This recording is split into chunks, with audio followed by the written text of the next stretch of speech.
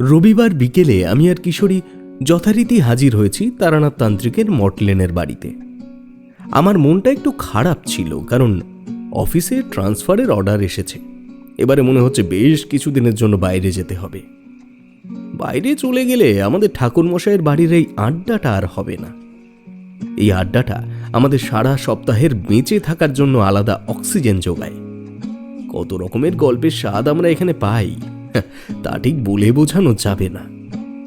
এক এক সময় মনে হয় এগুলো শুধুই গল্প নয়, গল্পের ভেতর দিয়ে ঠাকুরমশাইয়ের যে দার্শনিক জ্ঞানের পরিচয় আমরা পাই, তা থেকে জীবন সম্পর্কে নতুন ধরনের একটা সত্য আবিষ্কার করতে পারি আমরা। ঠাকুরমশাই অবশ্য আমাকে তার জ্ঞানের কিছু অংশ আমাকে দান করতে চান, কিন্তু আমি নিতে সাহস পাই না। আমি সাধারণ গৃহস্থ মানুষ, গল্প ছলে যেটুকু পাই সেটুকুই যথেষ্ট। আজ আমি ঠাকুরমশাইয়ের জন্য একটু রাবড়ি নিয়ে এসেছি, কারণ আমি জানি যে এই ধরনের বিশেষ জিনিস হাতে করে নিয়ে গেলে বৃদ্ধ খুব খুশি হন। শুধুমাত্র জ্যোতিষ চর্চা করে তার যা আয় হয়, কোনো রকমের সংসারটা চলে যায়, তার থেকে বিলাসিতা করা চলে না। তাই আমরা মাঝে মাঝে ঠাকুরমশাইয়ের পছন্দের জিনিস নিয়ে আসি। আজ যখন রাবড়ির হাঁড়িটা তার হাতে তুলে দিলাম, তিনি হেসে বললেন, বাবা, খুব ভালো। মিষ্টি মুখ করতে কার না ভালো লাগে বলো দেখি। আরও একটা মিষ্টি মুখের নিমন্ত্রণ এসেছে বুঝলে, বহুদিন পরে। তাই নাকি? বাহ, এ তো খুব ভালো খবর। তা কোথা থেকে নিমন্ত্রণ এলো ঠাকুরমশাই? সেই বর্ধমান জেলায় আমার এক যজমানের বাড়ি ছিল। সে যজমান মারা গেছে, কিন্তু তার ছেলে আছে। তারা ছিল একটা তালুকের জমিদার। সে যখন ওখানে জমিদার বাড়ি তৈরি করে, একটা সমস্যা হয়েছিল। আমি সেই সমস্যার সমাধান করেছিলাম। এখন তার ছেলে তার পাশেই আর একটা মহল তৈরি করছে, আর একটা মন্দির প্রতিষ্ঠা করবে। তাই আমাকে চিঠি দিয়েছে যাবার জন্য। জমিদার বাড়ির ব্যাপার, ভালো মন্দ খাওয়া দাওয়া, বুঝলে তো। তোমরাও চলো না আমার সাথে, বেশ একটু বেড়ানোও হবে। হ্যাঁ হ্যাঁ, চলুন না ঠাকুরমশাই, অনেকদিন কোথাও যাওয়া হয় না। আর চলো বিভূতি, ঠাকুরমশাইয়ের সাথে একটু জমিদার বাড়ি ঘুরে আসি, কি বলো? হ্যাঁ চলো, এরপরে আবার কবে হবে কে জানে। কেন, তোমার আবার কি হলো? অফিস থেকে ট্রান্সফার অর্ডার এসে গেছে। বাইরে, মানে ওই সাঁওতাল পরগনার ওদিকে একটা জায়গায় যেতে হবে। তার আগে একটু ঘুরে এলে মন্দ হয় না। ও হ্যাঁ, তাহলে তো আমাদের এই সুন্দর আড্ডাটা বন্ধ হয়ে যাবে। তাহলে তো একবার ঘুরে আসতেই হয়। তা ঠাকুরমশাই, আপনি বলুন কবে যাবেন? শনি রবি মানে ছুটির দিনে হবে? হ্যাঁ, সামনের সপ্তাহেই যাব আমি। চলো তাহলে ঘুরে আসা যাক। তোমরা একদিন না হয় ছুটি নিয়ে নেবে, আর আমারও অসুবিধা নেই এখন। চারি আসবে সামনের সপ্তাহে, সে তার মায়ের সাথে থাকবে কিছুদিন। শোনো, এই রাবড়ির হাঁড়িটা ভিতরে রেখে আসি, আর তোমাদের জন্য চা বলে আসি। তোমরা একটু বসো। তারানাথ ভিতরে চলে গেলে আমি আর কিশোরী বাইরে গিয়ে কাঁচি সিগারেট ধরালাম। কিশোরী বলল, হ্যাঁ, ঠাকুরমশাইয়ের মনটা আজ বেশ খুশি খুশি দেখছি। তা হবে না কেন? চারি আসছে অনেকদিন পর, তার উপরে আবার জমিদার বাড়ির নিমন্ত্রণ, এলাই খাওয়া দাওয়া, আর তার সঙ্গে পাওনা গন্ডা তো আছেই। হ্যাঁ, ঠাকুরমশাই অবশ্য জমিদার বাড়ি নিয়ে বেশ কয়েকটা গল্প বলেছেন, কিন্তু আমাদের তেমনভাবে জমিদার বাড়ি যাওয়ার অভিজ্ঞতা তো হয়নি। সেই সঙ্গে গ্রামও দেখা হয়ে যাবে। আসলে ছোটবেলাটা গ্রামে কেটেছে, তো গ্রামের কথা মাঝে মাঝেই মনে পড়ে। এইভাবে নিজেদের মধ্যে টুকটাক কথা বলতে বলতে সিগারেট শেষ করে ঘরে এলাম। তারানাথ একটা থালায় 3 কাপ চা নিয়ে ঘরে ঢুকে আমাদের সামনে রাখলেন। চা খেতে খেতে তিনি বললেন,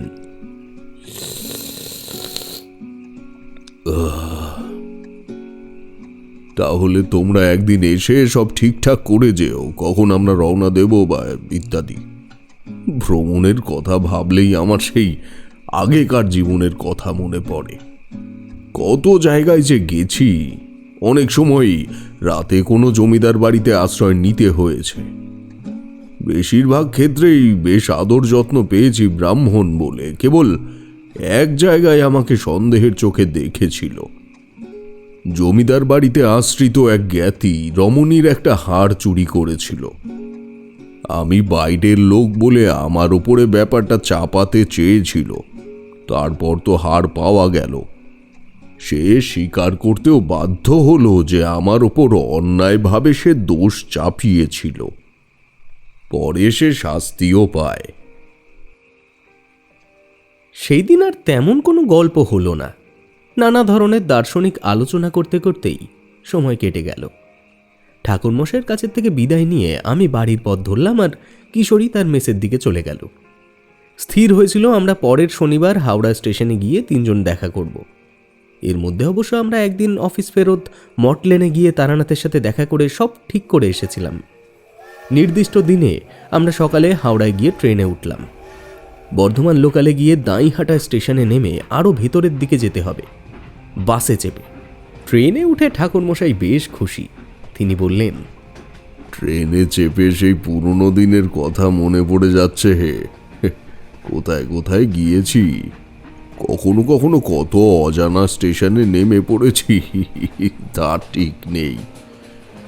সেখানে কিছুদিন কাটিয়ে আবার রওনা দিয়েছি অন্য এক জায়গায়। আমার রক্তে আছে ঘুরে বেড়ানোর নেশা। সেই আমি এখন গৃহস্থ, সংসারী। ভাগ্যের লিখন কে খণ্ডাবে। ঠাকুরমশাই একটা দীর্ঘ শ্বাস ফেললেন। আমরা জানি ঠাকুরমশাইয়ের নিজের জীবন সম্পর্কে আক্ষেপ আছে। তিনি সাধনার একটা পথ বেছে নিতে চেয়েছিলেন। সবথেকে বড় কথা, মধুসুন্দরী দেবীর সান্নিধ্য তিনি পেয়েছিলেন। কিন্তু শেষ পর্যন্ত সব কিছু ছেড়ে তাকে একটা সাধারণ গৃহস্থ জীবন বেছে নিতে হয়। এমনকি যে ক্ষমতা তিনি সাধনার দ্বারা অর্জন করেছিলেন, তাও তিনি হারিয়েছেন কিছুটা নিজের দোষে। যাই হোক, ঠাকুরমশাই এটা সেটা নানা রকম গল্প বলছিলেন ট্রেনে যেতে যেতে। একসময় গন্তব্যস্থলে পৌঁছে গেলাম। দাঁইহাটা স্টেশনে নেমে যেতে হবে পাকুড় গ্রামের বটতলায়। স্টেশনে নেমে দেখলাম একটাই বাস দাঁড়িয়ে আছে। তাতে খুব ভিড়, কিন্তু তাতেই চেপে পড়লাম আমরা। বাসে এত ভিড় কেন, একজন স্থানীয় লোককে জিজ্ঞেস করলাম। সে বললে, বড় পুকুরের ধারে বিশালাক্ষী তলায় একটা মেলা হচ্ছে। মা বিশালাক্ষী এই অঞ্চলের একজন জাগ্রত দেবী। আমরা ভাবলাম, যাক, ভালোই হলো, মেলাটা ঘুরে দেখা যাবে। আধ ঘন্টা পরে নামলাম বটতলা গ্রামে। গ্রামের দিকে ওই ভিড় বাসে করে যাওয়া যে কি ঝক্কি, তা আমরা সেদিন ভালোই বুঝেছিলাম। তবে বাস থেকে নেমে চোখ জুড়িয়ে গেল। দিগন্ত বিস্তৃত সর্ষে ক্ষেত, ফুলে ফুলে হলুদ হয়ে আছে। ক্ষেতের ধার দিয়েই পায়ে হাঁটা রাস্তা। একপাশে কিছু চায়ের দোকান রয়েছে, সেটা ছাড়িয়ে গিয়ে ঝোপঝাড়ের পাশ দিয়ে হাঁটতে হাঁটতে গ্রাম চোখে পড়ল। কিছু ঘরবাড়ি রয়েছে।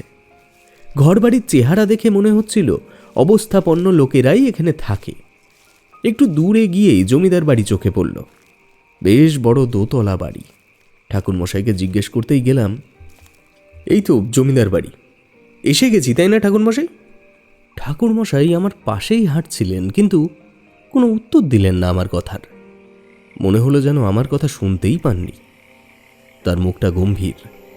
বাস থেকে নেমে তার মুখে যে প্রফুল্ল ভাব দেখছিলাম, তা এখন উধাও হয়ে গেছে।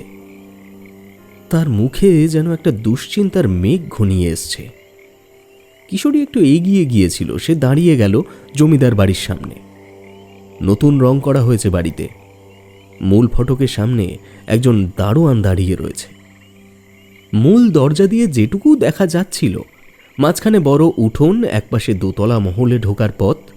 আমরা তিনজনেই ফটকের সামনে গিয়ে দাঁড়িয়েছিলাম। ঠাকুরমশাই কিছু বলছেন না দেখে আমরাও চুপচাপ ছিলাম। ঠাকুরমশাই ফটকের মধ্যে না ঢুকে একটু এগিয়ে গেলেন সামনের রাস্তা ধরে। জমিদার বাড়ির পেছনে বড় বাগান, অনেক গাছ, গাছপালার ফাঁক দিয়ে দেখা যাচ্ছে একটা বড় ঝিল। ঠাকুরমশাই এদিক ওদিক কি যেন দেখছেন, আমরা কিছুই বুঝতে পারছি না।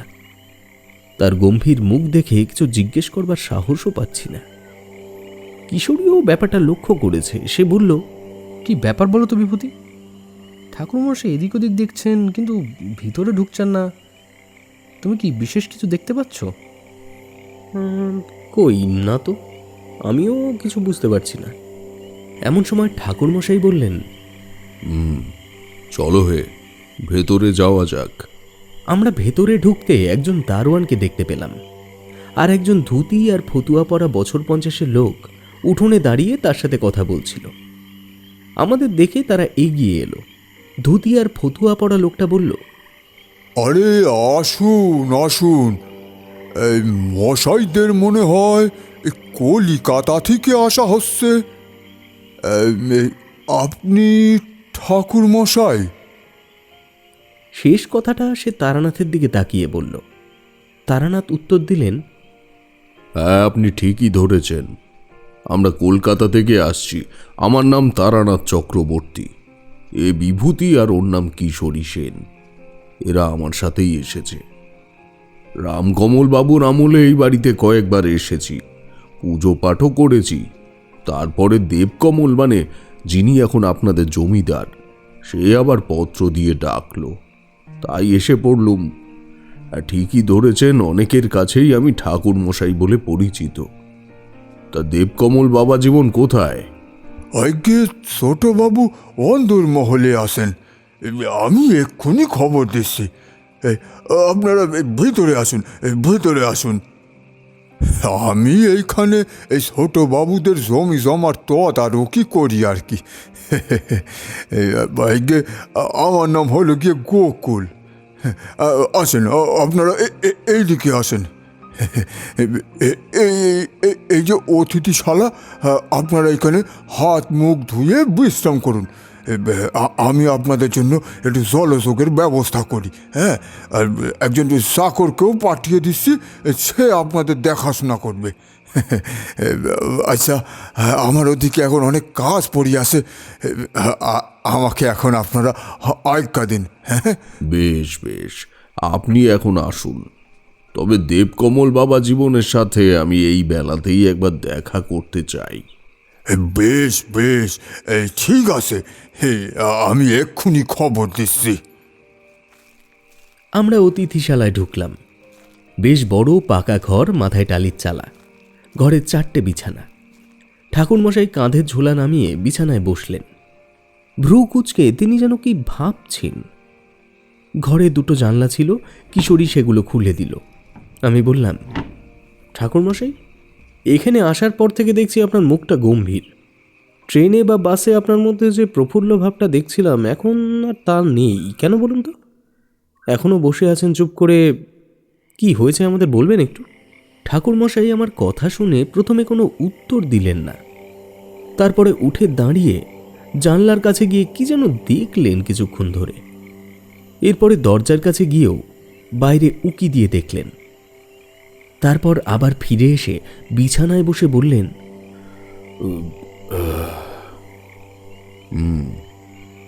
আসলে কি বলবো বুঝতে পারছি না। তোমরা তো জানো আমি কোনো বিপদের আগাম আঁচ পাই।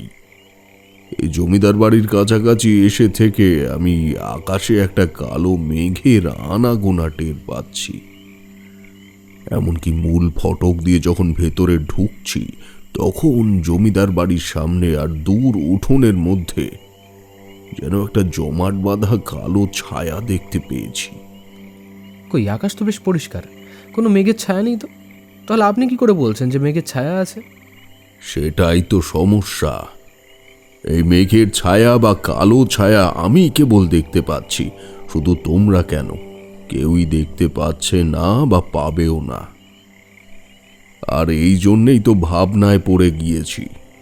এদিকে এ বাড়িতে একটা শুভ অনুষ্ঠান হতে চলেছে, সেই শুভ অনুষ্ঠানে কোনো বিঘ্ন হতে চলেছে নাকি সেটাও সঠিক বুঝতে পারছি না। এই কথা বলে ঠাকুরমশাই আবার গুম হয়ে গেলেন। আমি আর কিশোরী পরস্পর মুখের দিকে চেয়ে চোখের ইশারা করে নিলাম, এখন আমাদের চুপ থাকাই ভালো। এমন সময় একজন লোক ঘরে ঢুকে বলল, এগে আমার নাম যোগু। নায়েব মশাই বলছিলেন আপনাদের দেখাশুনো করতে। আপনাদের যা দরকার আমাকে বলবেন। আপনারা হাত মুখ ধুয়ে নিন, একটুক্ষণ পরে আমি আপনাদের ছোট বাবুর কাছে নিয়ে যাব। আপনারা জল খাবার ওখানে গিয়েই খাবেন, কেমন? আচ্ছা, মন্দির প্রতিষ্ঠার পুজো তো কালকেই হবে, কিন্তু তেমন তো কোনো লোকজন দেখছি না, কেবল আমরাই এসেছি। না না না না না, আত্মীয় স্বজন তো এসে, তারা সব ভিতরের মহলে রয়েছে। তবে খুব বেশি লোকজন মনে হয় আসবে না। জমিদার বাড়ির ব্যাপার বোঝেন তো, সব জ্ঞাতিতে জ্ঞাতিতে ঝগড়া। কিশোরী, তুমি থামো না। আচ্ছা যোগু, তুমি এখন যাও, পরে আমাদের ডেকে নিয়ে যেও। যোগু নমস্কার করে চলে গেলে তারানাথ কিশোরীর দিকে তাকিয়ে বলল, শোনো কিশোরী, বাড়ির চাকর বাকরকে কোনো কথা জিজ্ঞেস করবে না। এদের থেকে আবার কথা চলে যাবে ভেতরের মহলে, আর জমিদারের কানে গেলে ভাববে আমরা খোঁজ খবর নিচ্ছি। বোঝো না এগুলো? না আসলে আপনি বললেন এ বাড়িতে যেন অমঙ্গলের ছায়া ঘুরছে, তাই ভাবলাম জিজ্ঞেস করি কিছু হয়েছে কিনা। আরে না না, এসব কথা এখন এখানে বলো না, বলা যাবে না। এ কোথা থেকে শুনে ফেলবে, সেই কথা আবার কিভাবে ছড়াবে জানো তো? জমিদার বাড়ির দেয়ালে কান পাতলে কথা শোনা যায়। তোমরা এগুলো বুঝবে না। কিশোরী তখনকার মতো চুপ করে গেল। সত্যি জমিদার বাড়ির দেয়ালে দেয়ালে যে কত ইতিহাসের কথা লেখা থাকে। কখনো কখনো সেটা হয় কত চোখের জলের ইতিহাস। ওপরে থাকে বৈভব, নিচে থাকে দরিদ্র দীর্ঘশ্বাস। কিছুক্ষণ পর যোগু এসে আমাদের ডেকে নিয়ে গেল ভেতরের মহলে। একটা সুসজ্জিত ঘর। ছোটবাবু মানে এখানকার জমিদার সেখানে বসে আছে, পাশে গোকুলবাবু দাঁড়িয়ে।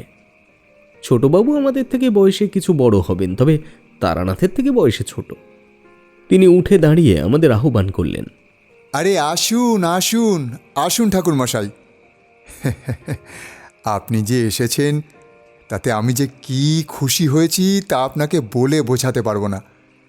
আর শহর থেকে দেখছি দুই বন্ধুকেও সঙ্গে নিয়ে এসেছেন, এতে আমি আরও বেশি খুশি হলাম। বসুন না, আপনারা দাঁড়িয়ে আছেন কেন?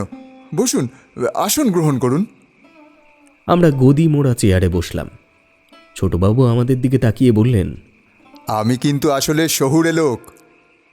আমার পড়াশোনা ছোটবেলায় শহরেই হয়েছে, তাই শহুরে লোক দেখলে বেশ ভালো লাগে। এই পাড়া গায়ে দুটো মন খুলে গল্প করার লোক কোথায় বলুন তো? ঠাকুরমশাইকে আমি দেখেছিলাম অনেক দিন আগে, তবে তাঁর কথা আমার মনে ছিল।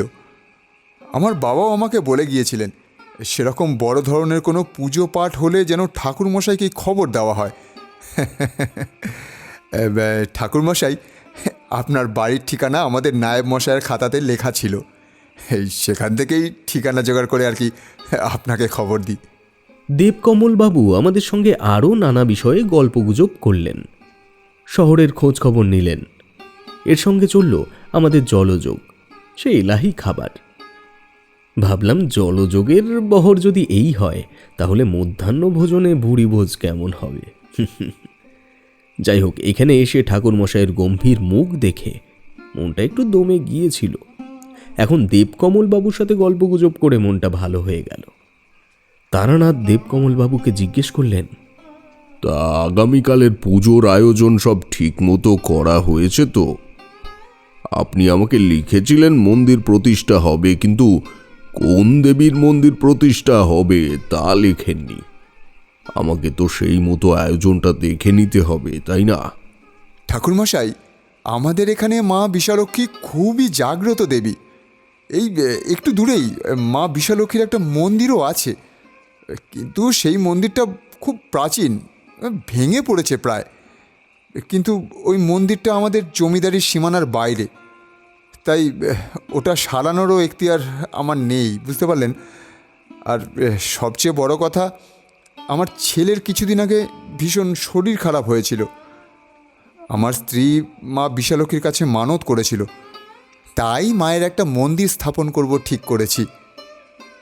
তাছাড়া এর আগেও আমার বাবা একবার স্থির করেছিলেন যে বাড়িতে মন্দির স্থাপন করবেন, কিন্তু বাবার পক্ষে সেটা আর সম্ভব হয়নি। শেষ জীবনে অনেক মামলা মোকদ্দমায় জড়িয়ে পড়েছিলেন। ওই বিশালক্ষীতলায় মন্দিরের জমিটা নিয়েও মামলা হয়েছিল, সে মামলা এখনও সুরাহা হয়নি।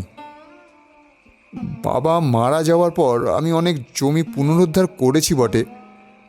আসলে আমি নিজেও একজন আইনজীবী, এই জেলা কোর্টে আমি প্র্যাকটিস করি এখনও। যাই হোক, তো যেমন করে হোক আমি আমাদের অবস্থাটা খানিকটা ফিরিয়েছি। এখন আমার মায়ের ইচ্ছা অনুসারে আমাদের বাড়ির পেছনে যে খালি জমিটা আছে সেখানে একটা মন্দির গড়ে তুলেছি। মা বিশালক্ষীর মূর্তি সেখানে প্রতিষ্ঠা করতে চাই ঠাকুরমশাই। দুঃখ একটাই, বাবা মা বেঁচে থাকতে তাদের ইচ্ছা আমি পূরণ করতে পারিনি, তাই আমি এখন ওটা করতে চাই। আমাদের রোজকার পুজো করেন যে পুরোহিত, তিনি বললেন কালকে নাকি ভালো দিন আছে। তাই যদি এই শুভ কাজটা সম্পন্ন হয়ে যায় কাল, আপনি একটু দেখুন না ঠাকুরমশাই। বেশ বেশ, হ্যাঁ কালকে ভালো দিন আছে, তবে কালকে বেলা 11টার মধ্যে এই কাজ সম্পূর্ণ করে ফেলতে হবে, না হলে কিন্তু আবার বিঘ্ন হয়ে যাবে। তবে তুমি আমাকে একটা কথা বলো তো, তোমাদের বাড়ির কি কারো মৃত্যু হয়েছিল অপঘাতে কয়েক বছরের মধ্যে?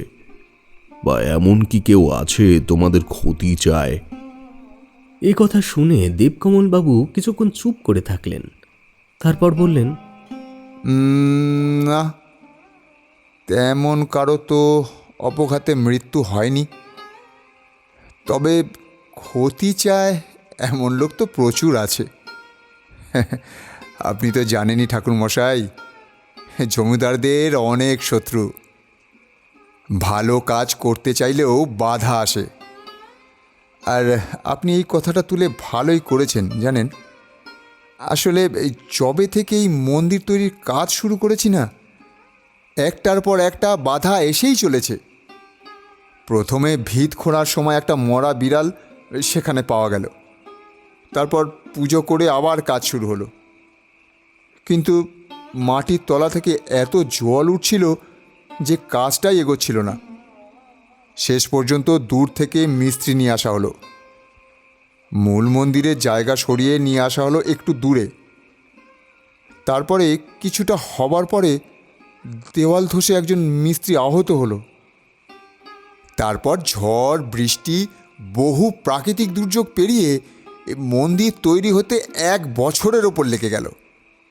এবার ঠাকুরমশাই আমাদের বিশালক্ষী মায়ের প্রতিমা তৈরি করছেন আমাদেরই গ্রামের কারিগর বিষ্ণু। এই পিতলের প্রতিমা তৈরি করা হয়েছে, আর মূর্তির মাথায় সোনার মুকুট বসানো থাকবে, আর এই চোখের মণি হবে পাথরের। আমাদেরই কামারশালায় তৈরি হয়েছে। এখন ভালোই ভালোই মূর্তিটার প্রতিষ্ঠা হলে সবার মনস্কামনা পূর্ণ হয়। আসলে আমার খুব চিন্তা হচ্ছে ঠাকুরমশাই। কদিন ধরেই দেখছি ওই ঝিলের জলে কেমন যেন অদ্ভুত ঢেউ উঠছে। 2 দিন আগেই ঝিলের সব মাছ মরে ভেসে উঠেছিল। তুমি যেগুলো বললে সেগুলো কোনোটাই ভালো লক্ষণ নয়। তবুও মন্দির প্রতিষ্ঠা হবে বলে যখন মনস্থির করেছ, তখন মন্দির বিগ্রহ প্রতিষ্ঠা করা হবে এবং মায়ের মূর্তিতেও পুজো হবে। এই জন্যই তো আপনাকে চিঠি দিয়ে ডেকে আনলাম ঠাকুরমশাই। আপনার ওপর আমার সম্পূর্ণ ভরসা আছে। আপনি আপনার বন্ধুদের নিয়ে মন্দিরটা একটু ঘুরে আসুন না, দেখুন গিয়ে কেমন জোগাড় যন্ত্র চলছে। এরপরে আমরা সেখান থেকে উঠে এলাম। বাইরে বেরিয়ে জমিদার বাড়িটা ভালো করে দেখলাম। একদিকটা দেখে বোঝা যাচ্ছে সেটা পুরনো আমলের, আর একদিকটা নতুন। মন্দির প্রতিষ্ঠার সাথে সাথে বাড়ির নতুন অংশে গৃহপ্রবেশ হওয়ার কথা। নতুন বাড়ির পাশ দিয়েই বাগানের দিকে যাবার রাস্তা। সুন্দর করে সাজানো বাগান, নানা ধরনের ফুলের গাছ রয়েছে সেখানে। একটা ছোট পুকুরও রয়েছে। পুকুরের পিছনে বড় বড় গাছ।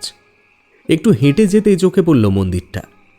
লাল মাটির রং, মাথার চূড়ায় একটা ত্রিশূল। মাটির থেকে 3 ধাপ সিঁড়িতে উঠে মন্দিরে প্রবেশ করতে হবে।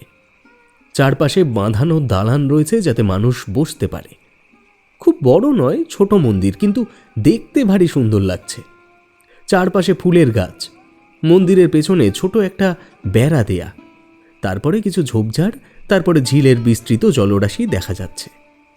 ঝিলের দিকে যাবার জন্য বেড়ার গায়ে একটা গেট করা রয়েছে। আমরা মন্দিরের দালানে উঠে ভিতরে উকি দিয়ে দেখলাম বিগ্রহের বেদি ফাঁকা, তবে চারপাশে আলপনা দেওয়া হয়ে গেছে। আম পাতা আর শোলা দিয়ে সব জায়গা সাজানো হয়েছে, বেশ একটা পবিত্র ভাব। আমরা বাইরে বেরিয়ে ঝিলের দিকে এগোলাম। এদিকে গাছপালা কম, ঝিলটা ভালোভাবে দেখা যাচ্ছে। একটা সরু পায়ে হাঁটা পথের রেখা ঝিলের দিকে এগিয়ে গেছে। আমরা বেড়ার গেট খুলে সেই পথ দিয়ে ঝিলের দিকে এগিয়ে গেলাম। ঝিলটা সত্যিই বিশাল বড়, চারদিক জঙ্গলে ঘেরা। ওপারে ঝাপসা কুয়াশা বেঁধে আছে গাছের ফাঁকে ফাঁকে। হালকা হালকা ঢেউ দিচ্ছে জলে। কয়েকটা পানকৌড়ি জলের ওপর উড়ে বেড়াচ্ছে। ঝিলের ধারে একটা গাছের ওপরে সাদা বকের মেলা বসেছে। দৃশ্যটা খুব সুন্দর, কিন্তু কেমন যেন অস্বাভাবিকতা এখানের আকাশে বাতাসে রয়েছে। অথচ কি যে অস্বাভাবিকতা সেটা আমরা কিছুই খালি চোখে বুঝতে পারছি না। ঝিলের দিকে একটু এগিয়ে যেতে পাড় ভেঙে নিচে প্রায় জলে পড়ছিলাম, এমন সময় কিশোরী হাত ধরে টেনে ধরল। জলে পড়া থেকে বেঁচে গেলাম, কিন্তু মনে হলো কে যেন আমার পিছন থেকে হাত দিয়ে ঠেলা দিল। কিশোরীর দিকে তাকিয়ে বললাম, কি হলো কিশোরী? তুমি কি আমার পিঠে হাত দিয়েছিলে নাকি? কই না তো, আমি তো তোমাদের থেকে একটু দূরেই দাঁড়িয়েছিলাম। তুমি পড়ে যাচ্ছ দেখে তোমার হাত টেনে ধরলাম। ঠিকই তো, কিশোরী আমার থেকে কিছুটা দূরেই দাঁড়িয়েছিল, আর সে আমাকে ধাক্কা দেবেই বা কেন? হঠাৎ যেন একটা ঠান্ডা শীতল বাতাস ঝিলের ওপর থেকে বয়ে এসে আমাদের শরীরে কাঁপন ধরিয়ে দিল। ঠাকুরমশাইয়ের গলা শুনতে পেলাম, ওহে, চলো এখন এখান থেকে, চলো। আমরা ঝিলের ধার থেকে আবার অতিথিশালার পথ ধরলাম। দেখলাম জমিদার বাড়ির লোকজন বেশ ব্যস্ত পুজোর ও গৃহপ্রবেশের অনুষ্ঠান নিয়ে। কেউ কেউ ঠাকুরমশাইকে দেখে হাত জোর করে প্রণাম করল। আমরা অতিথিশালায় ফিরে আসার পর কিশোরী বলল, ঝিলের ধারের জায়গাটা কেমন যেন নিঝুম, ওখানে গিয়ে একটা অস্বস্তি হচ্ছিল। এখন তো গরম, কিন্তু ওখানে যেন কেমন একটা ঠান্ডা হাওয়া দিচ্ছিল। আর বিভূতি, আমি কিন্তু মোটেও তোমাকে ধাক্কা দিইনি। আরে না না, মনে হয় আমি কোনোভাবে পায়ে হোঁচট খেয়ে পড়ে গিয়েছিলাম, আর ঝিলের পাড়ে নরম মাটিতে টাল সামলাতে পারিনি। আপনার কি মনে হয় ঠাকুরমশাই, ওখানে কি কিছু অস্বাভাবিক দেখেছিলেন? এখানে এসে থেকে অনেক কিছুই অস্বাভাবিক দেখছি। তোমাদের তো আগেই বলেছি, তারপরে দেবকমলের থেকে আরও কিছু শুনলাম। এখন ভালোই ভালো এই কাজটা উদ্ধার হলে হয়। আমার মনে হয় ওই ঝিলটায় কিছু রহস্য আছে। শোনো, তোমরা কিন্তু রাতে সাবধানে থাকবে। যাই হোক না কেন, তোমরা ঘরের বাইরে বেরোবে না। আমরা নিজেদের মধ্যে গল্পগুজব করছিলাম, এমন সময় যোগু এসে গেল। সে আমাদের স্নান সেরে নিতে বলল, কারণ মধ্যাহ্ন ভোজনের সময় হয়ে আসছে। দুপুরে আমরা দেবকমল বাবুর সাথেই মধ্যাহ্ন ভোজন সারলাম। বিকেলবেলায় আমি আর কিশোরী একটু গ্রাম দেখতে বেরোলাম, আর তারানাথ দেবকমল বাবুর সাথে আগামীকালের পুজো নিয়ে আলোচনা করতেই লাগলো। আমরা একটু দূরে যে বিশালাক্ষী তলায় মেলা হচ্ছিল সেটা দেখে এলাম। মেলায় এমন কিছু বিশেষত্ব নেই, আর পাঁচটা সাধারণ গ্রামের মেলার মতোই, তবে দেখলাম মন্দিরটা সত্যিই ভেঙে গেছে। বিরাট এক বটগাছ উঠেছে মন্দিরের দেয়াল দিয়ে। মন্দিরের দরজা বলতে কিছুই নেই, বাইরে থেকে দেবী মূর্তি দেখা যাচ্ছে। আমরা এদিক ওদিক ঘুরে ফিরে তারপরেই ফিরলাম। দেখলাম তারানাথ তখনও অতিথিশালার ঘরে ফেরেনি। যাই হোক, কিছুক্ষণ পর খাওয়া সেরে আমরা শুয়ে পড়লাম। গ্রামাঞ্চলে রাত তাড়াতাড়ি হয়, চারিদিকটা নিঝুম হয়ে আসে। আমরা সারাদিন ক্লান্ত ছিলাম, তাই তাড়াতাড়ি ঘুম এসে গেল। কিন্তু মাঝরাতে ঘুম ভেঙে গেল।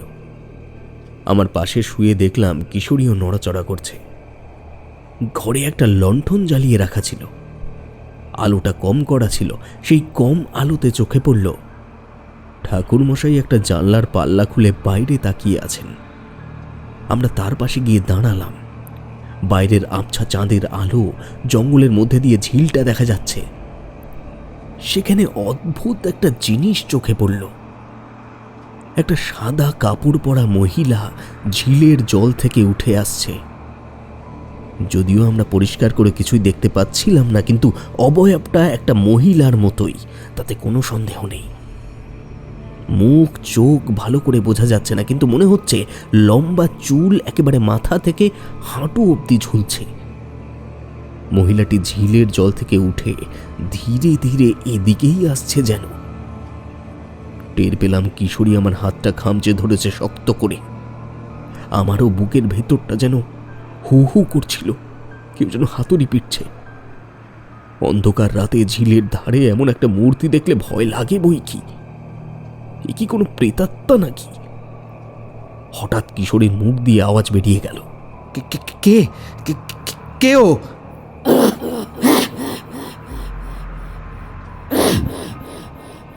আওয়াজটা দূরে ঝিলের ওপারে মিলিয়ে গেল। ঠাকুরমশাই জানলাটা বন্ধ করে বিছানায় এসে বসলেন। আমি বললাম, ঠাকুরমশাই, ও কে?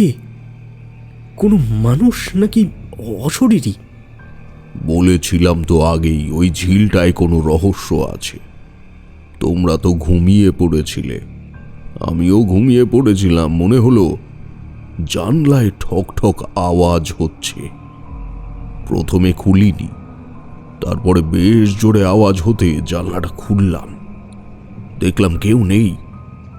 তারপরে মনে হলো জল থেকে কেউ উঠে আসছে বোধহয়। তারপরে তো তোমরাও দেখলে। যাকে, শুয়ে পড়ো, আর কোনো আওয়াজ হলেও ওঠার দরকার নেই। রাতে ভালো ঘুম হলো না। মাথার মধ্যে ঝিলের ধারের দৃশ্যটা ফিরে আসছিল বারবার। ভোরের দিকে ঘুমিয়ে পড়েছিলাম। যখন ঘুম ভাঙল, বেশ বেলা হয়ে গেছে। ঠাকুরমশাইকে কোথাও দেখতে পেলাম না। কিশোরীকে দেখলাম জানলার সামনে দাঁড়িয়ে আছে। আমিও তার কাছে গিয়ে জানলা দিয়ে বাইরে তাকালাম। কোনো অস্বাভাবিক কিছু চোখে পড়ল না, কিন্তু হঠাৎ বাইরে থেকে, মানে যেখানে নতুন মহল হয়েছে, সেখান থেকে চিৎকার, চেঁচামেচি, কান্নাকাটির আওয়াজ পাওয়া গেল। আমরা দুজনেই ছুটে বেরিয়ে এলাম। সব লোকজন ছুটে যাচ্ছে নতুন মহলের দিকে। কি হয়েছে একজনকে ডেকে জিজ্ঞেস করতেই সে বলল, সর্বনাশ হয়ে গেছে। আমরা কিছু বুঝতে পারছিলাম না। আমরা নতুন মহলের কাছে গিয়ে লোকের ভিড় ঠেলে একটু ভিতরে ঢুকে একটা ঘরের সামনে গিয়ে দাঁড়ালাম। দেবকমলবাবু দরজা ঠেলে বেরিয়ে এলেন। তার মুখটা বিমর্ষ। তিনি আমাদের ভিতরে যেতে বললেন। আমরা ভিতরে গিয়ে প্রথমে কিছু বুঝতে পারছিলাম না। নজরে এলো ঘরে তারানাথ, একটা লোক রয়েছে, আর কি যেন একটা মেঝেতে পড়ে রয়েছে। আমরা একটু এগিয়ে গিয়ে দেখতে পেলাম দেবী মূর্তি দ্বিখণ্ডিত হয়ে পড়ে আছে। এ কি কাণ্ড! এমন সর্বনাশ কি করে হলো? মূর্তিটা ছিল একটু অদ্ভুত ধরনের। মাথাটা বড়, তাতে বিশাল দুটো চোখ আঁকা, আর শরীরের বাকি অংশটা লাল কাপড়ে জড়ানো। দুটো হাত ওপর দিকে তোলা, এক হাতে একটা খড়গ আর অন্য হাতে বড়া ভয়ের মুদ্রা। ঘরে যে লোক রয়েছে সে দেবী মূর্তিটার দুটি খণ্ড একসাথে করে জোড়া লাগানোর চেষ্টা করছে, আর মাঝে মাঝে নিজের চোখের জল মুছছে। বুঝলাম এই মূর্তিটা সেই তৈরি করেছে। আমি তারানাথকে জিজ্ঞেস করলাম, কিন্তু কি করে এসব হলো ঠাকুরমশাই? আর এত সাহস ঠাকুরের মূর্তির এই অবস্থা করে? হ্যাঁ, সেটাই তো বোঝা যাচ্ছে না। বিষ্ণু এই ঘরে বসেই এই মূর্তি তৈরি করেছে। কালকে রাতে সেই এই ঘরে তালা দিয়ে চলে গিয়েছিল। আজ সকালে এসে ঘর খুলে দেখে এই অবস্থা। কি করে যে কি হলো তা বোঝা যাচ্ছে না। তবে আমি কিছু একটা হতে পারে একটা আগাম অনুমান করেছিলাম, কিন্তু এতটা ভাবতে পারিনি। চলো এখন দেবকমলের সাথে কথা বলি। সে খুবই ভেঙে পড়েছে, যদিও সেটা স্বাভাবিক। আবার নতুন করে মূর্তি তৈরি করতে হবে। এই মূর্তিতে তো আর পুজো হবে না। আর বিষ্ণু, তুমি কান্নাকাটি করো না, তোমার কোনো দোষ নেই। ওঠো, এখন নতুন মূর্তি তৈরি করার প্রস্তুতি নিতে হবে তো। শেষের কথাগুলো ঠাকুরমশাই মূর্তির কারিগর বিষ্ণুর উদ্দেশ্যে বললেন। আমরা কাছারি বাড়িতে গিয়ে দেখলাম দেবকমল বিমর্ষ অবস্থায় বসে আছেন। আমরা গিয়ে তার সামনে বসতে তিনি বললেন, দেখলেন ঠাকুরমশাই, এখন কি করব কিছুই বুঝতে পারছি না। অন্দরমহলে কান্নাকাটি পড়ে গেছে। কত দিন ধরে সব কিছুর প্রস্তুতি চলছিল। মনে হয় আমি কোনো পাপ করেছি, তাই এমন কাণ্ড হলো। বিশালক্ষী মা বোধহয় আমার বাড়িতে আসতে চান না। দেখো বাবা, আমি তোমাকে ভয় দেখাতে চাইনি। আমি এখানে এসে থেকে একটা অমঙ্গলের আশঙ্কা করছিলাম। তুমি যদি আমাকে আগে খবর দিতে, তাহলে হয়তো আমি অমঙ্গল কাটানোর জন্য কিছু ব্যবস্থা নিতে পারতুম। কিন্তু একদম শেষ মুহূর্তে এসে আমি কিছুই ব্যবস্থা করতে পারলাম না। আমার খুবই খারাপ লাগছে। নতুন করে আবার মূর্তি তৈরি করতে হবে। তবে আমি একটা কথা বলছি তোমাকে, মন্দির প্রতিষ্ঠার সব প্রস্তুতি যখন হয়েই গেছে, ঘট পুজো করে আমি মন্দিরে পুজো চালু করে দেব। তারপরে যখন নতুন মূর্তি তৈরি হয়ে যাবে, তখন আবার এসে না হয় মূর্তি প্রতিষ্ঠা করেও দিয়ে যাব। তবে তার আগে একটা যজ্ঞ করতে হবে, অপদেবতা তারাবার যজ্ঞ। কি বলছেন ঠাকুরমশাই? অপদেবতা তাড়াবার যজ্ঞ? কেন, আমাদের বাড়িতে কি কোনো অপদেবতার দৃষ্টি পড়েছে নাকি? তোমাকে তো আগেই বলেছিলাম, আগে কি এ বাড়িতে কোনো অপঘাতে মৃত্যু হয়েছে, কিন্তু তুমি সঠিকভাবে কিছু বলতে পারোনি। কিন্তু আমার দৃঢ় বিশ্বাস কোনো অপদেবতা বা প্রেতাত্মা তোমার এই বাড়ির আশেপাশে ঘোরাফেরা করছে। হয়তো সে দীর্ঘদিন ধরেই আছে। সেই অশুভ শক্তি কোনো শুভ শক্তিকে তোমার বাড়িতে আসতে বাধা দেবেই। হ্যাঁ, তাহলে তাহলে এখন কি হবে ঠাকুরমশাই? আপনার কথা শুনে আমার তো খুবই ভয় করছে। না না, তুমি ভয় পেও না, আমি তো আছি।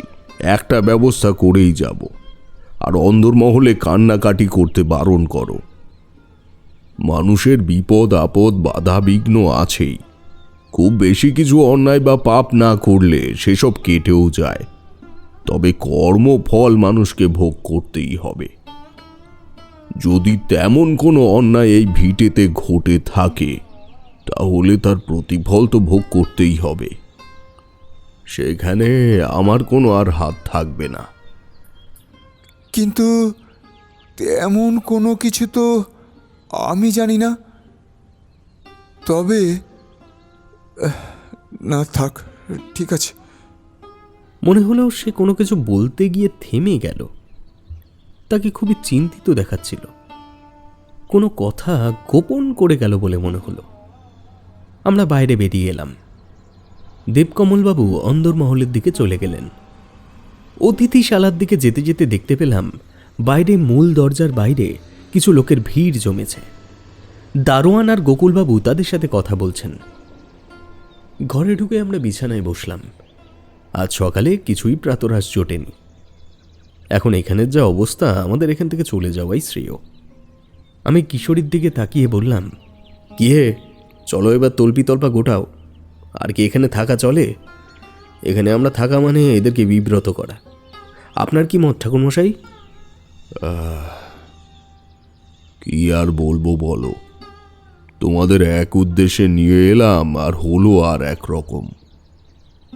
তোমরা যদি এখানে আর থাকতে না চাও তাহলে চলে যেতে পারো। তবে আমাকে 2 দিন থাকতে হবে। এদেরকে তো আর এই বিপদের মধ্যে ফেলে চলে যেতে পারি না। আচ্ছা ঠাকুরমশাই, মানে একটা কথা জিজ্ঞেস করি আপনাকে। গতকাল রাতে ঝিলের ধারে আমরা যে দৃশ্য দেখেছিলাম, সেই ঘটনার সঙ্গে এই আজকের ঘটনার কোনো যোগ নেই তো? যদিও এখন আমার মনে হচ্ছে কালকের ঘটনাটা একটা স্বপ্ন ছিল, কিন্তু আজকে আবার এই ঘটনা মনে হচ্ছে কিছু তো একটা যোগসূত্র আছে। যোগসূত্র তো আছেই। সে এসেছিল, কিন্তু কেন এসেছিল? নিশ্চয়ই এই বাড়ির সাথে তার কোনো যোগাযোগ ছিল, তাই সে এসেছিল রাতে। এতে কোনো সন্দেহ নেই। কে কে এসেছিল রাতে? কই, আমার তো কিছু মনে পড়ে না। বুঝতে পারলাম যে কাল রাতের ঘটনা কিশোরীর কিছুই মনে নেই। আমি আর তাকে কিছু বললাম না। এমন সময় যোগু এসে ঘরে ঢুকলো। বলল, ম্যানেজার বাবু বললেন আপনাদের তো সকাল থেকে কিছু খাওয়া দাওয়া হয়নি, আপনারা যেন না খেয়ে চলে যাবেন না, তাহলে গৃহস্থের অকল্যাণ হবে। একে তো দেখলেন কি অমঙ্গলটাই না ঘটল। আচ্ছা যোগু, বলো তো, এই জমিদার বাড়িতে আগে কি কোনো খারাপ ঘটনা ঘটেছিল বা কোনো অন্যায় ঘটেছিল কারো সঙ্গে? তুমি এই বাড়িতে বোধহয় অনেক দিন ধরে রয়েছ, তাই হয়তো তুমি জানবে। এগে জমিদার বাড়িতে তো কত ঘটনাই ঘটে, কটাই বা বাইরের লোক জানতে পারে। তবে আমাদের এখানকার যে বাবু, মানে ছোট বাবু, তার কোনো চরিত্রের দোষ নেই। তিনিই তো জমিদারিটা আবার দাঁড় করিয়েছেন। তার বাবা যে খারাপ লোক ছিলেন তা বলছি না, কিন্তু তিনি ছিলেন ভোলা ভালা ধরনের। সেই সুযোগে তাকে অনেকে ঠকিয়ে নিয়েছিল। তার চোখের আড়ালে অনেক পাপ কাজ হয়েছে। তার নিজের ভাই, মানে কি বলবো বাবু, ছোট মুখে বড় কথা। আগের জমিদারের ভাই মানে দেবকমলের কাকা, তিনি জীবিত আছেন? হ্যাঁ, তিনি বেঁচে আছেন তো এখনো, তবে এখন আর হাঁটা চলা করতে পারেন না। পাপের ফল বাবু, পাপের ফল। আমিও সব জানি নে, এগে আমি সামান্য মানুষ। আমি যাই, আপনারা ম্যানেজার বাবুকে জিজ্ঞেস করবেন। ম্যানেজার বাবু ওই কাকার বন্ধু ছিলেন। আমি কিছু বলেছি বলবেন না কিন্তু, তাহলে আমার কাজটা আর থাকবে না। আমি আপনাদের জন্য কিছু খাবার নিয়ে আসি, যাই। যোগু তড়িঘড়ি করে বেরিয়ে গেল। জমিদার বাড়ির অনেক গোপন কথা লুকিয়ে থাকে। চাকর বাকররা তা জানলেও বাইরের লোককে বলতে ভয় পায়। দেবকমল বাবুর কে একজন কাকা আছে, সে মনে হয় এমন কিছু করেছে যার প্রতিফল এখনকার মানুষেরা ভোগ করছে। আমরা যাবার জন্য তৈরি হচ্ছিলাম। গোকুলবাবু ঘরে এসে ঢুকলেন। আগে বলি, আপনারা আজ আসেন তো নাকি চলে যাবেন?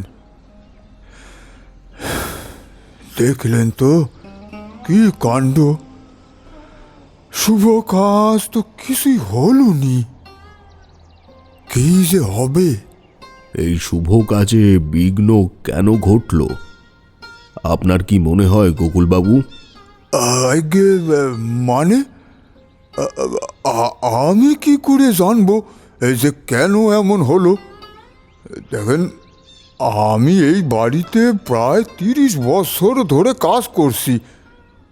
আমি কি চাইবো যে এই বাড়ির কোনো ক্ষতি হোক? হ্যাঁ, 30 বছর ধরে আছেন, তাহলে নিশ্চয়ই পুরনো কথা কিছু জানেন। দেবকমলের কাকার কথা কিছু জানেন না? আগে দেবকমলের কাকা মানে ওই রাধা কমলের কথা বলতেছেন? মানে সে তো বহুদিন ধরে অসুস্থ, এই বিছানায় শয্যাশায়ী একেবারে। হ্যাঁ, সে এখন অসুস্থ, কিন্তু আগে তো সুস্থ ছিল। সে তো প্রায় আপনার বয়সী, তাই না? হ্যাঁ, কিন্তু আমি কি বলবো বলুন তো তাঁর কথা? যতই হোক, তিনি এই জমিদার বাড়ির লোক, আর আমি এদের জমিদারি দেখাশোনা করি মাত্র। কিন্তু আপনি যদি সব কথা খুলে না বলেন, তাহলে কিন্তু এই বাড়িতে একের পর এক ক্ষতি হতেই থাকবে। বাড়িতে অশুভ শক্তির প্রবেশ ঘটেছে, আমি বুঝতে পারছি পরিষ্কারভাবে। অশুভ শক্তি মানে? মানে বললে কি আপনি বুঝতে পারবেন না বিশ্বাস করবেন? কিন্তু এই অশুভ শক্তিকে বিদায় না করে আমি কিছুতেই এখান থেকে যাব না। তাই আমার সব কথা জানা দরকার। আর শুনে রাখুন, আপনি যদি কোনো অন্যায় করে থাকেন অতীতে, তাহলে অশুভ শক্তি কিন্তু আপনাকেও ছাড়বে না। গোকুলবাবুকে চিন্তিত মনে হলো। তিনি কি একটা বলতে গিয়েও থেমে গেলেন। যোগু ঘরে ঢুকল কিছু জল খাবার নিয়ে। তাকে দেখে তিনি বললেন, এই তো আপনাদের জল খাবার এসে গেছে। আচ্ছা, আপনারা খাওয়া দাওয়া সেরে নিন, এই পরে কথা হবে খন। গোকুলবাবু তাড়াহুড়ো করে বেরিয়ে গেলেন। তারানাথ তার কিছু বলল না। আমরা খাওয়া দাওয়া সেরে দেবকমলবাবুর কাছ থেকে বিদায় নিয়ে এলাম। তার চোখ মুখ বসে গেছে, মনের অবস্থা খুবই খারাপ।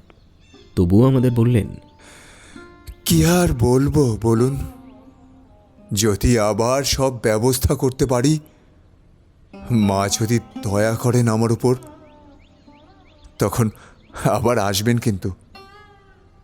আচ্ছা, আপনারা কিন্তু সাবধানে যাবেন। আমরা তার কাছের থেকে বিদায় নিয়ে তারানাথের কাছে গিয়ে বললাম, ঠাকুরমশাই, এসেছিলাম 3 জনে, 2 জনে ফিরে যেতে খারাপ লাগছে, কিন্তু অফিসের ব্যাপার আছে বোঝেন তো। আপনি সাবধানে থাকবেন। জমিদার বাড়ির লোকজন ভালো নয়। আমরা 3 কয়েক পরেই আপনার মটলেনের বাড়িতে যাব। আরে, কত বিপদের মুখ থেকেই তো ফিরে এসেছি। কিছু হবে না আমার। তবে তোমাদের মধ্যে একজন আমার বাড়িতে একটু খবর দিয়ে দিও যে আমি দিন দুয়েক পরেই ফিরব, না হলে তোমাদের বউঠান চিন্তা করবেন। আমরা ফিরে গেলাম। তারানাথের কথা মতো একবার মটলেনে ঘুরে গেলাম। পরের রবিবার তারানাথের বাড়ি গেলাম একটু তাড়াতাড়ি। দেখি কিশোরী এসে হাজির। বললাম, ওফ, এই এক সপ্তাহ যেন কাটছিলই না বলো। ভাবছিলাম কখন রবিবার আসবে আর আপনার এখানে আসবো। ঠাকুরমশাই, আপনি ফিরলেন কবে সেটাকে বলুন। বৃহস্পতিবার মন্দিরে ঘট স্থাপন করে সেদিনই ফিরে এসেছি। এরপর মূর্তি তৈরি হলে একটা ভালো দিন দেখে সেটি স্থাপন করে দিয়ে আসব। আর কোনো বিপদ হবে না তো? না, সব বিপদের যে মূল ছিল তাকে শেষ করে দিয়ে এসেছি। হ্যাঁ, সে যে কি ঘটনা ঘটলো সেখানে তোমরা যদি নিজের চোখে দেখতে তাহলেও বোধহয় বিশ্বাস করতে না। ইস, যদি থেকে যেতাম তাহলে ভালো হতো। আপনি বলুন ঠাকুরমশাই, কিভাবে কি করলেন? তোমরা তো কিছুটা শুনেছিলে। গোকুল বাবুর সঙ্গে রামকমল বাবুর ভাই রাধা কমলের একটা ঘনিষ্ঠ সম্পর্ক ছিল। তারা প্রায় একই বয়সী ছিলেন। তাদের মধ্যে একটা বন্ধুত্বের সম্পর্ক ছিল। কম বয়সে রাধা কমল বাবু একজন লম্পট অত্যাচারী লোক ছিলেন, আর গোকুল বাবু তার সঙ্গী ছিলেন। কিন্তু পরে গোকুল বাবু কিছুটা শুধরে গেলেও রাধা কমল শুধরলেন না। এসবই আমি গোকুলের মুখ থেকে শুনেছি। সে বলতে চাইছিল না, কিন্তু আমি তাকে বলালাম, বুঝলে। বললাম, শুনুন গোকুল বাবু, মানুষের জীবনে কর্মফল বলে একটা কথা আছে। আপনিও আপনার কর্মফল থেকে কিন্তু রেহাই পাবেন না। আপনি রাধা কমল বাবুকে অন্যায় কাজগুলো করতে সাহায্য করেছিলেন, তার পাপের ভাগীদার আপনাকে হতেই হবে। হয়তো আপনার স্ত্রী সতী সাবিত্রীর মতো, এবং তার পুণ্যের ফলই আপনি পাচ্ছেন, কিন্তু আপনার পাপের ফল যদি তার ওপর পড়ে বা আপনার সন্তানদের ওপর পড়ে তাহলে কি হবে বুঝতে পারছেন? এই তো দেখলেন এই জমিদার বাড়িতে কি একটা কাণ্ড ঘটে গেল। নিশ্চয়ই কোনো অশুভ শক্তির আবির্ভাব হয়েছে এই বাড়িতে। সে কোনো শুভ কাজ করতে দেবে না এখানে। হ্যাঁ, না না না না, আগে আমি যা জানি বলতেছি, সব বলতেছি আপনাদের। আপনি যা বলতেছেন আমার তো রীতিমতো ভয় লাগতেছে। বহুদিন আগে এই বাড়িতে একটা অন্যায় কাজ হয়েছিল। আসলে ওই রাধা কমল ছিল এক লম্পট চরিত্রের। অনেক মেয়ে মানুষের সাথে তার সম্পর্ক ছিল, কিন্তু তাও সে সন্তুষ্ট ছিল না। আশেপাশের গ্রামের সুন্দর মেয়ে দেখলেই সে ভোগ করতে চাইতো। সেই রকম একটা মেয়েকে একদিন জোর করে সে বাড়িতে নিয়ে আসে, কিন্তু মেয়েটা তার ওই পাশবিক অত্যাচারের ফলে মারা যায়।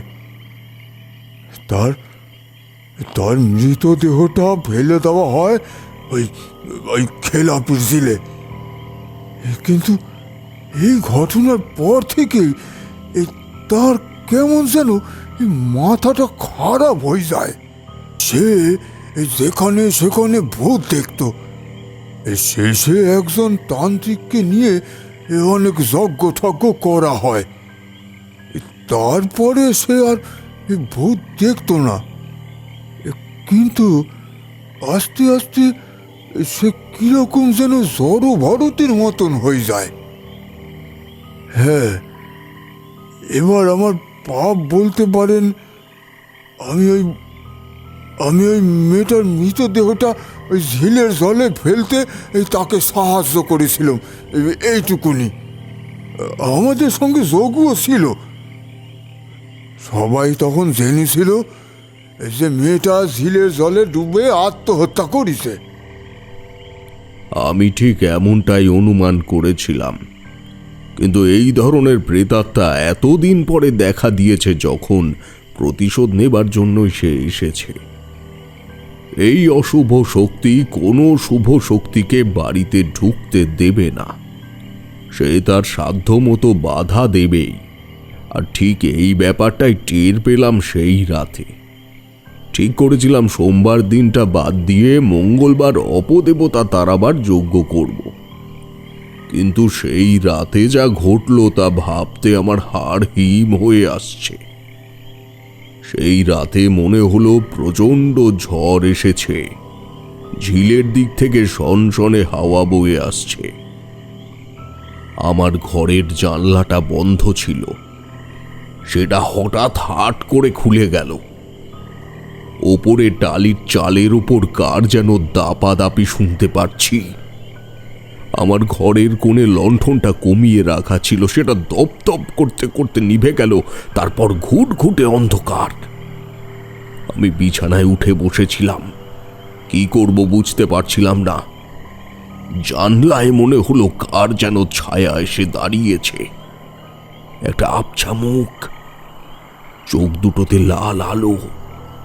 কত দূর থেকে মনে হলো একটা গলার স্বর যেন ভেসে এলো। তুই এখান থেকে চলে যা, তুই আমাকে বাধা দিতে পারবি না, আমি প্রতিশোধ নেবই।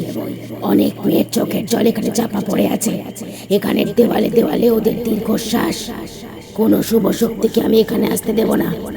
চলে যা, চলে যা তুই। আমাকে যেন কে ধাক্কা দিয়ে ফেলে দিল।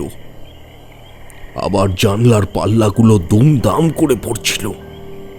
আমার যেন গলা শুকিয়ে আসছে। ভোরের আলো ফোটার আগে অবধি সেই ছায়া জানলার কাছে দাঁড়িয়েই থাকলো, এক চুল নড়ল না।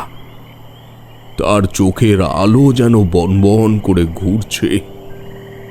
আমি নির্জীবের মতো বিছানায় পড়েছিলাম আর মনে মনে মহামৃত্যুঞ্জয় মন্ত্র পড়ছিলাম। সেই দিনই আমার শেষ দিন হতো যদি না আমি গৃহবন্ধন করে না নিতাম। রাতে অশরীরী আসতে পারে, আবার এটা অনুমান করেই আমি ওই অতিথিশালার চারিদিকে মন্ত্র পড়া জল ছিটিয়ে দিয়েছিলাম। পরদিন আমি দেবকমল বাবুকে বললাম, আর দেরি করা যাবে না, কালকেই যজ্ঞ করতে হবে। অনেক সময় অশুভ শক্তি খুব শক্তিশালী হয়, বহুদিন ধরে প্রতিশোধের আগুন জ্বালিয়ে রাখে সেসব প্রেতাত্মা। তারা করতে পারে না এমন কোনো কাজ নেই। আমাকে তাই বিশেষ ধরনের যজ্ঞ করতে হবে। কি কি জিনিস লাগবে আমি বলে দিচ্ছি, কালকেই সব জিনিসের জোগাড় চাই। হ্যাঁ হ্যাঁ ঠাকুর মশাই, আপনি আপনি যত শীঘ্র সম্ভব যজ্ঞের ব্যবস্থা করুন। গতকাল রাত্রে যোগু বলছিল কাকার ঘরের জানলা দরজা নাকি কি যেন ভাঙার চেষ্টা করছিল। বাইরে দেখি কাঠ কুটো, মরা পাখি, সব নোংরা আবর্জনা পড়ে রয়েছে।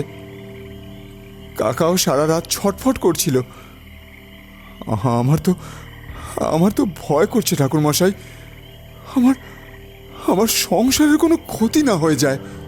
সেটাই তো, আমিও দেরি করতে চাইছি না। সেই জন্যই অতৃপ্ত আত্মাদের প্রতিশোধ কামনা বড়ই ভয়ঙ্কর। অতৃপ্ত আত্মা? কি বলছেন আপনি? হ্যাঁ, আমি ঠিকই বলছি। একটি মেয়ের আত্মা যার মৃত্যু হয়েছিল অপঘাতে, আর ওই ঝিলের জলে তাকে সমাধি দেওয়া হয়েছিল। তার আত্মা বহুদিন ধরে এখানে ঘোরাফেরা করছে। সেই আত্মাকে মুক্তি না দিলে সে কোনো শুভ শক্তিকে এখানে আসতে দেবে না।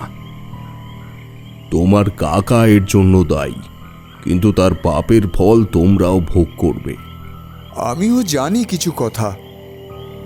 বাবা অনেক চেষ্টা করেছিলেন কাকাকে সৎ পথে ফিরিয়ে আনতে, কিন্তু কাকা ফেরেননি। কাকার জন্যই তো বাবা অনেক মামলায় জড়িয়ে পড়েছিলেন। কাকা গরিব মানুষদের ওপর জোর খাটিয়ে জমি দখল করতেন, জোর করে বেশি খাজনা আদায় করতেন। তার উপর চরিত্র দোষ তো ছিলই। সেই জন্যই তো বাবা আমাকে ছোটবেলায় শহরে পাঠিয়ে দিয়েছিলেন। খুবই জঘন্যভাবে জীবনযাপন করতেন কাকা। শেষে বহুদিন ধরে অসুস্থ হয়ে শয্যাশায়ী হয়ে আছেন। এখন যোগই তার দেখাশোনা করে। সেটাও তার পাপের শাস্তি।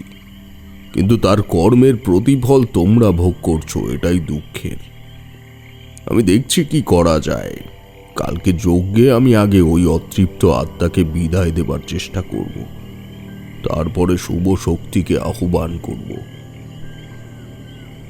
তো পরের দিন রাতে যজ্ঞ শুরু করলাম। সে যজ্ঞতে তো প্রচুর বাধা এলো। আকাশে মেঘ নেই, তাও বৃষ্টি এসে আগুন নিভে গেল, কাঠ ভিজে গেল, আবার শুকনো কাঠ আনা হলো। হঠাৎ করে হাওয়া এসে যজ্ঞের উপাচার সব এদিক ওদিক করে গেল। একসাথে অনেক কুকুর ডাকতে শুরু করলো, তবু আমি যজ্ঞ শেষ করলাম।